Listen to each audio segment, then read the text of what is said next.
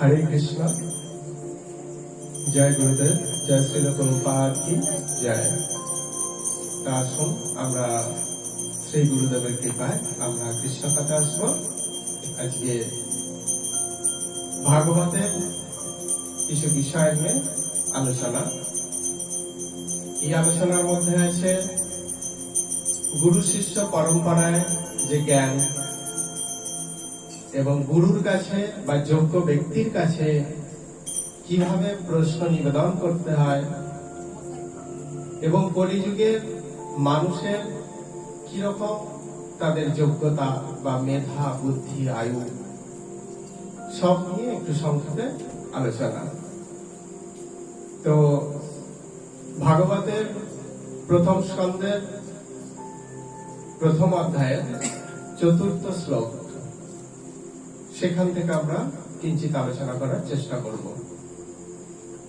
সেখানে বলা হচ্ছে যে এক সময় শৌনকাদি ঋষিগণ ভগবান শ্রীহরির প্রীতিবিধানের জন্য নৈমিষারণ্যে যজ্ঞ করছিলেন। কার প্রীতিবিধানের জন্য? ভগবান শ্রী বিষ্ণু বা শ্রীকৃষ্ণের। আমাদের যজ্ঞের উদ্দেশ্য কি এখানে বলে দিচ্ছেন। কি সেটা? শ্রীকৃষ্ণকে সন্তুষ্ট করার নামই হচ্ছে যজ্ঞ। কোথায় যজ্ঞ হচ্ছে? নৈমিষারণ্যে। নৈমিষারণ্য হচ্ছে অতি পবিত্র একটা স্থান। যখন ভগবান শ্রীকৃষ্ণ যখন লীলা সংবরণ করলেন, তখন কিছু মুনি ঋষি তারা ভীতগ্রস্ত হয়ে পড়লেন। কেন না, কথিত আছে যে ভগবান যেই মুহূর্ত থেকে অন্তর্হিত হবেন, অপ্রকট হবেন, সেই মুহূর্ত থেকেই কলিযুগ আরম্ভ। তো কলি কি করে?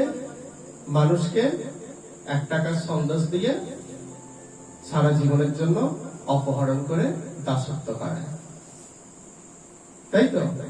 তো সেই জন্য মুনি ঋষিরা ভীষণ ভীতগ্রস্ত হয়ে গেলেন যে আমরা পৃথিবীতে থাকবো না, কিন্তু ভজনও কমপ্লিট হয়নি, তাহলে ভগবত ধাম প্রাপ্ত হবে কি করে?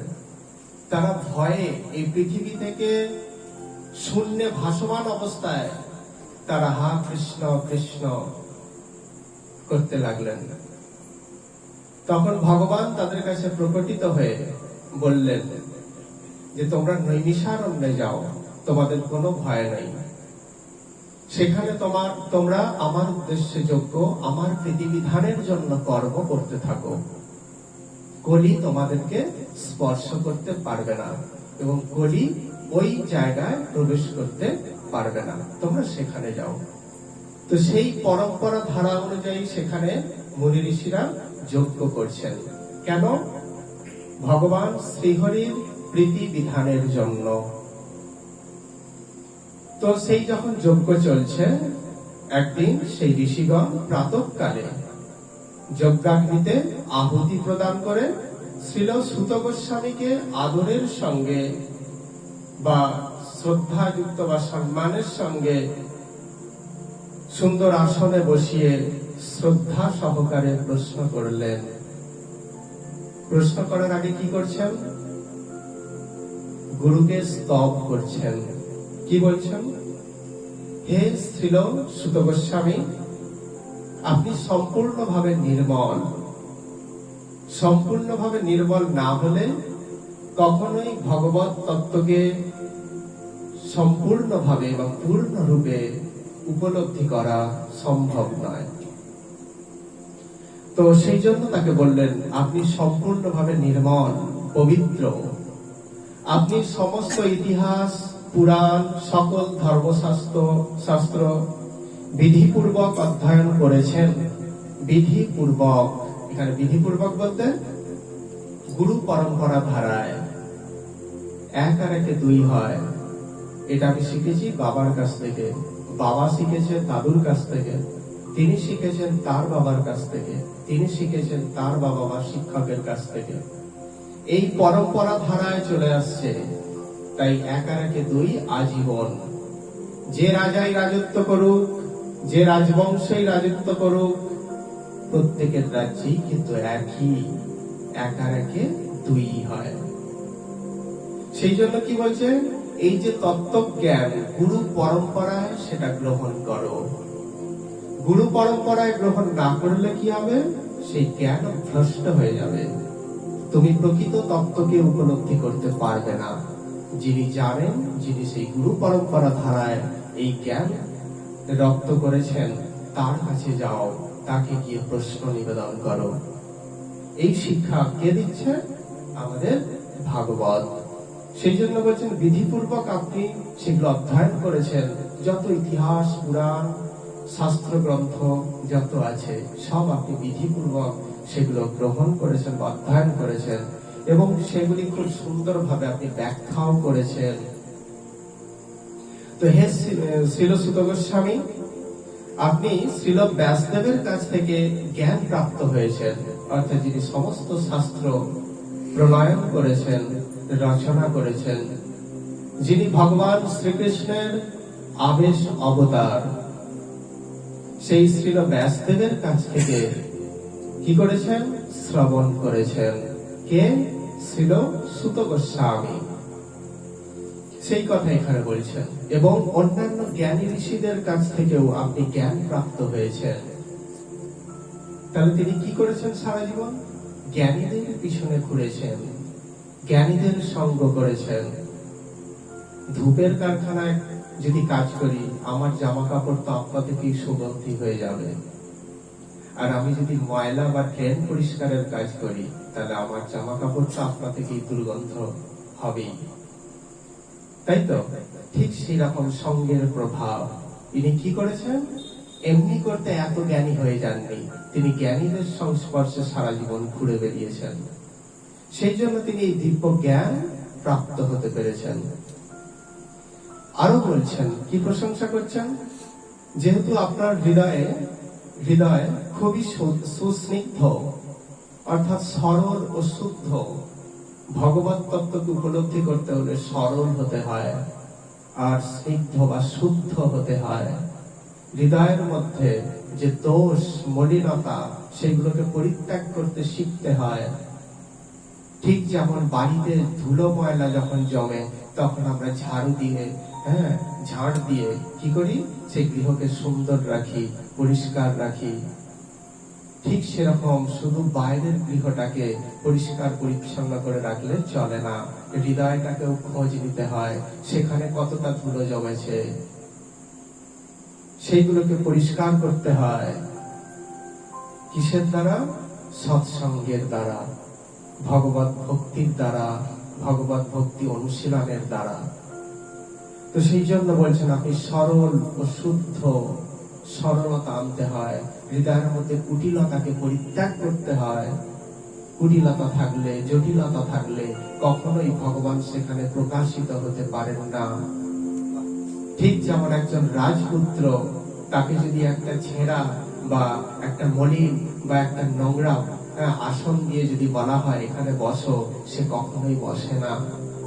রাজকুমার, রাজার মতোই তাকে সিংহাসন প্রদান করতে হয়।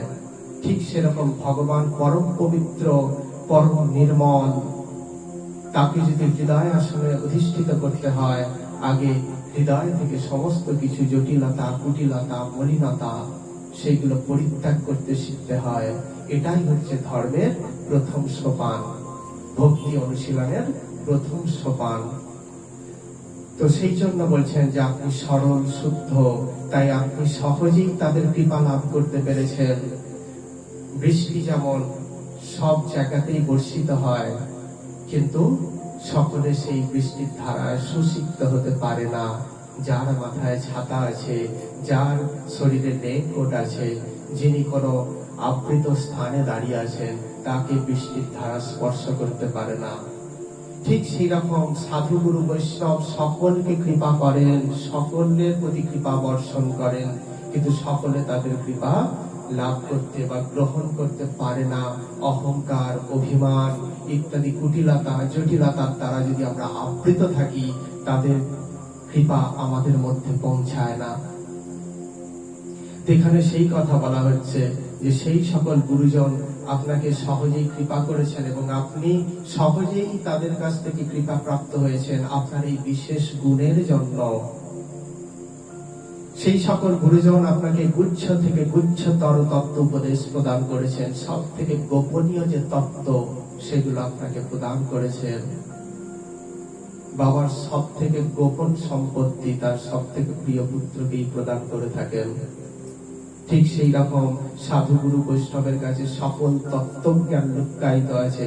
তিনি সেই সাধুগুরু বৈষ্ণব তাকেই এই পরম তত্ত্ব প্রদান করেন, যিনি তার অনুগত, যিনি নির্মল, শুদ্ধ, পবিত্র।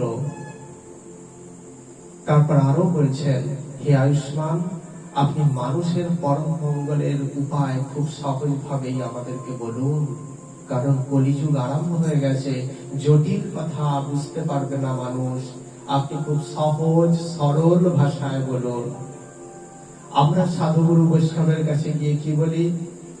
বাবা আমার এই সমস্যা, আশীর্বাদ করুন যেন আমি এই সমস্যা থেকে মুক্ত হই, আমার এই বিপদ যেন কেটে যায়। কিন্তু এই মহাত্মারা কাদের জন্য প্রশ্ন করছে? নিজের জন্য না, ভালো করে বুঝে দেখুন কি বলছেন, নিজের জন্য নয়। সাধুগুরু বৈষ্ণবরা কখনো নিজের জন্য চাইতে শেখে না, নিজের জন্য তারা ভাবতে শেখে না। তারা সর্বদাই জগতের কল্যাণের জন্য চিন্তায় রত, জগৎ কিভাবে পবিত্র হবে সেই কথাই তারা ভাবতে থাকেন নিরন্তর। আমাদের শ্রীল প্রভুপাদ, নেতাজি সুভাষচন্দ্র বসু সেই প্রভুপাদের কাছে যখন এসেছিলেন বাগবাজার গৌড়ীয় মঠে, নেতাজি তাকে জিজ্ঞাসা করেছিলেন যে আপনি তো আপনার অনেক শিষ্য, সব যুবক শিষ্য, কিন্তু এখন ধর্ম করার টাইম নয়, আপনি আপনার শিষ্যদের সব আমার হাতে তুলে দিন। আমি ইংরেজ বিরোধী যে কার্যকলাপে যুক্ত, ভারতকে স্বাধীন করার জন্য যে আত্মোৎসর্গ করেছি, সেই কাজে তাদেরকেও যোগদান করাবো, তাদেরকে নিয়োজিত করবো, আপনি তাদেরকে আমার হাতে তুলে দিন। তখন শ্রীল প্রভুপাদ বলেছিলেন যে আপনি গীতা পড়েছেন, আপনি ঈশ্বর মানেন? নেতাজি বললেন হ্যাঁ। গীতা পড়েছেন? হ্যাঁ। গীতা নিশ্চয়ই সেই শ্লোকটার কথা মনে আছে? কোন শ্লোকটা? না, ইয়ম ইয়ম বাপি স্মরণ ভাবম তজত্তম তে কলেবরম তম তমেবৈতি কৌন্তেয় সদা তদ্ভাব ভাবিত অন্তকালে চ মামেব স্মরণ মুক্তা কলেবরম ইয়ম প্রয়াতি সমদ্ভাবম ইয়াতি নাস্তত্র সংশয়। নেতাজি বললেন হ্যাঁ। এর অর্থ কি? অন্তকালে যেই চিন্তা, অন্তিমকালে মানে মৃত্যুর সময় যেই চিন্তা করতে করতে দেহত্যাগ করে, সেইভাবে ভাবিত তত্ত্বকেই সে লাভ করে। তো আপনি ব্রিটিশ, আপনার চিন্তা শুধু ইংরেজ। তো আপনার যদি এই সময় মৃত্যু হয়, আপনি কোথায় জন্মগ্রহণ করবেন? নেতাজি বুঝতে পারলেন যে কি বোঝাতে চাইছেন, অর্থাৎ ব্রিটিশ করে তিনি জীবন যাপন করছেন। তো যদি এই অবস্থায় মারা যান, তাহলে তাকে ব্রিটিশ বংশে জন্মগ্রহণ করতে হবে। আচ্ছা, আপনি যখন ব্রিটিশ হয়ে জন্মগ্রহণ করবেন, তখন কি আপনি চাইবেন ভারত স্বাধীন হোক? আর তো চাইবেন না। দেখুন, আপনার চিন্তা শুধু ভারতবাসীর জন্য, ভারত কিভাবে স্বাধীন হবে, কিন্তু আমার চিন্তা জগৎবাসীর জন্য। তখন নেতাজি তার কাছে তাকে প্রণাম জানিয়ে, তাকে মহাত্মা এই অভিধায় দূষিত করে তিনি চলে গিয়েছিলেন এবং বলেছিলেন যে আমি যেই কাজে আত্মনিবেদন করে ফেলেছি, সেখান থেকে আমি আর ফিরে আসতে পারবো না, কিন্তু আপনার এই দিব্য বাণী আমি সারা জীবন হৃদয়ঙ্গম করে থাকবো, হৃদয়ে ধারণ করে থাকবো। তো মহাত্মাদের চিন্তা এটাই, তারা কোনো একটা দেশ, কোনো একটা জাতি বা কোনো একটা মানুষের জন্য ভাবে না, তাদের চিন্তা সমগ্র বিশ্বের জন্য, সমগ্র মানুষের জন্য। সেটাই এখানে দেখা যাচ্ছে যে হে আয়ুষ্মান, আপনি মানুষের কিভাবে মঙ্গল হয়, এই কলিযুগ আরম্ভ হয়ে গেছে, এখানে সবাই অধঃপতিত হবে। এই অধঃপতিত দশা থেকে কিভাবে মুক্ত হয়, সেই কথা খুব সহজ ভাষায় বলুন, যাতে সকল মানুষ সেটা অনুধাবন করতে পারে, বুঝতে পারে। হে সাধু সমাজের ভূষণ, তারপর বলছেন যে হে সাধু সমাজের ভূষণ শ্রীল সুত গোস্বামী, এই কলিযুগের মানুষের আয়ু অল্প। কত ভাবেন তারা মানুষের জন্য, আমরা ভাবতে পারি? কি বলছেন যে এই কলিযুগের মানুষের আয়ু অল্প, সাধন ভজনে তাদের রুচি নেই। আয়ু কেন অল্প? যা করা নিষিদ্ধ তাই করতে থাকে, যা খাওয়া নিষিদ্ধ তাই খেতে থাকে, অপরের আয়ুকে ধার করতে থাকে। ওদের দেহটাকে ভক্ষণ করে আমি নিজে স্ট্রং হব, শক্তিশালী হব। তাহলে তাদের আয়ুটাকে আমরা কি করছি? ধার করছি। আর তাদের যে মনোকষ্ট, তার ফলে কি হচ্ছে? আমাদের আয়ু ক্ষয় হচ্ছে। শক্তিশালী হওয়া তো দূরের কথা। এই যুগের মানুষ অল্প আয়ু বিশিষ্ট, এদের সাধন ভজনের রুচি নেই। এদের জড়জাগতিক চর্চা করতে বলো, এরা সারা দিন করবে। ভগবত চর্চা করতে বলো, বলে পায়ে ব্যথা, বসতে পারি না, কি করে যাব? তাহলে এদের ভগবত ভজনে এদের রুচি নাই। তা বলে এরা কি অধঃপতিত হয়ে জীবন যাপন করবে? দুঃখ কষ্ট যন্ত্রণা ভোগ করবে? এদের কৃপা করুন প্রভু। এদের সাধন ভজনে রুচি নেই, তাই এদের জন্য সহজ কিছু পথ দেখাও। এই যুগের মানুষ অলস, তারা মন্দ ভাগ্য বিশিষ্ট। এদের ভাগ্য মন্দ, খারাপ। আমরা আমাদের সন্তানদের মুখে প্রত্যেক গ্রাসে গ্রাসে পাপ তুলে দিই বাবা মা হয়ে। তার ফলে এদের কি ভাগ্য কখনো সুন্দর হতে পারে?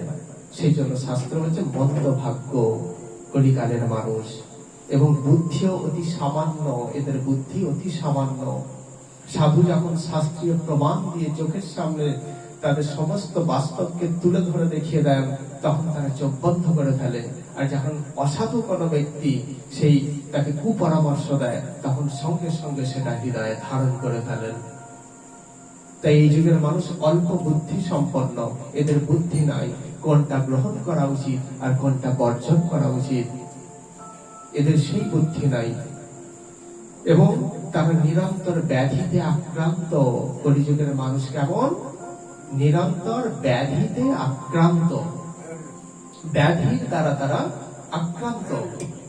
কোন ব্যক্তি এখানে ব্যাধিহীন ভাবে জীবন যাপন করতে পারছে না। হরে কৃষ্ণ। কোন ব্যক্তি এখানে ব্যাধিহীন ভাবে জীবন যাপন করতে পারছে না, কারণ তারা তাদের খাওয়া হচ্ছে অশুদ্ধ। তারা নেশা ভান করতে মত্ত। তারা ভালো জিনিসের প্রতি রুচি আনতে পারে না। কলিযুগের মানুষ হচ্ছে দুর্বুদ্ধি সম্পন্ন, লাভের আশায় প্রত্যেকটা খাবারে ভেজাল দিচ্ছে। তাহলে সেই সমস্ত খাবার খেয়ে মানুষ কখনোই নীরব থাকতে পারে না। এটা কলিযুগের বৈশিষ্ট্য। তাহলে এরা কিভাবে ভগবত ভজন করবে? অথচ দেখুন হে প্রভু, হে শ্রীল সুত গোস্বামী, শাস্ত্র বহুবিধ, অনেক শাস্ত্র আছে। যার শরীর ঠিক নেই, যার মন ঠিক নেই, যার আয়ু অল্প, যার ভজনের রুচি নেই, তাকে যদি এক গৃহ ভর্তি শাস্ত্র গ্রন্থ তাকে দিয়ে দেখিয়ে বলা হয় যে এই গ্রন্থগুলো অধ্যয়ন করো, করে আর পরম তত্ত্বকে উপলব্ধি করো, তাহলে সে কি বলবে? বলো আমাকে একটা দেশলাই কাটে দাও, সব আগুন লাগিয়ে দিয়ে, আমার পড়ার টাইম নেই। সে কি বলবে না? তার থেকে বলেন যে প্রভু শ্রীল ব্যাসদেব বহু শাস্ত্র রচনা করেছেন, কিন্তু সেই সমস্ত শাস্ত্রের একটা সার বস্তু আছে, সেই সার বস্তু সংক্ষেপে বলো। আমাদের কলেজ বা ইউনিভার্সিটিতেও সেই সেরকম দেখেছি। বাংলায় এক একটা উপন্যাস থাকে বিশাল মোটা, সেগুলো প্রত্যেকটা লাইন বা প্রত্যেকটা পত্র সেটা লাইন বাই লাইন পড়ানো সম্ভব হয় না। সেই জন্য অধ্যাপকরা কি করেন? তারা এসে সেই গোটা উপন্যাসের সার বস্তুটা বলে দেন। গুরুত্বপূর্ণ কিছু জিনিস পড়িয়ে বাকিটা সার বস্তু হিসাবে বলে দেন, বাকিটা আমরা আমাদেরকে বাড়িতে অধ্যয়ন করে নিতে হয়। ঠিক সেই রকম যে শাস্ত্র প্রচুর আছে, আর সার বস্তু কি সেগুলো আপনি খুব সংক্ষেপে তাদের কাছে বলে দিন। এবং তাতে অনেক যে শাস্ত্র যে আছে তাতে অনেক প্রকারের কর্তব্য কর্মের কথা বলা হয়েছে, কিন্তু কোন কর্তব্য কর্ম সর্বোৎকৃষ্ট, সব থেকে উৎকৃষ্ট বা পরম কর্তব্য সেই সম্পর্কে বলুন। এই সমস্ত শাস্ত্রের যে প্রকৃত অর্থ বহু বছর ধরে পাঠ করার ফলেই জানতে পারা যায়, আর তারা সেই সময় দিতে পারবে না। সপ্তাহে একদিন পাঠে আসতে আমাদের রুচি হয় না, তাহলে এত অধ্যয়ন করা কি সম্ভব আমাদের পক্ষে? সেটা সম্ভব নয় কলিকালের মানুষের পক্ষে। সেই জন্য সংক্ষেপে বলুন। তাই হে মহাত্মা, আপনি কৃপা করে সেই সমস্ত শাস্ত্রের সারমর্ম জীবের মঙ্গলের জন্য বলুন, যার দ্বারা আত্মা সম্পূর্ণভাবে প্রসন্ন লাভ করতে পারে। সাধুর কাছে প্রশ্ন কি রকম? আমরা আমাদের নিজেদের জন্য প্রশ্ন করি, বাবা আশীর্বাদ করুন, বাড়ি করতে আরম্ভ করেছি, বাড়িটা যেন তাড়াতাড়ি কমপ্লিট হয়ে যায়। বাবা এই কাজটায় হাত দিয়েছি, আশীর্বাদ করুন যেন আমি সফল হই। কিন্তু মহাত্মাদের প্রশ্ন কি? জীবের জন্য ভাবতে শিখুন, নিজের জন্য নয়। আপনি যদি জীবের জন্য ভাবতে থাকেন, তাহলে আপনার কথা ভাববেন স্বয়ং পরমেশ্বর ভগবান। একে কোন আসনটা দেয়া হবে, ভগবান চিন্তায় পড়ে যাবেন। ভগবান তাই সেই সমস্ত মহাত্মাদের শ্রেষ্ঠ আসনে অধিষ্ঠিত করেন এবং দেহত্যাগের পর কোন দূত পাঠান না, স্বয়ং তাকে আনতে আসেন। এটাই পরম সত্য। আর যারা এই সমস্ত শাস্ত্রকে অবজ্ঞা করেন, তাদের জন্য যমদূত পাঠানো হয়, কিন্তু ভক্তদের জন্য ভগবান স্বয়ং এসে তাকে নিয়ে যান, তার ধাম পরিত্যাগ করে আসেন। এটাই হচ্ছে ভক্তি অনুশীলনের সার্থকতা, এটাই হচ্ছে পরোপকারের সার্থকতা, এটাই হচ্ছে জীবের জন্য ভাবনার সার্থকতা। আজকের এই ভাগবতের এই যে অতি গুরুত্বপূর্ণ আলোচনা আমরা শ্রবণ করলাম, এই আলোচনার বিশ্রাম এখানে দেব। হরে কৃষ্ণ। জয় গুরুদেব, জয় শ্রী প্রভুপাদ কি জয়। সকলকে ধন্যবাদ প্রণাম। হরে কৃষ্ণ।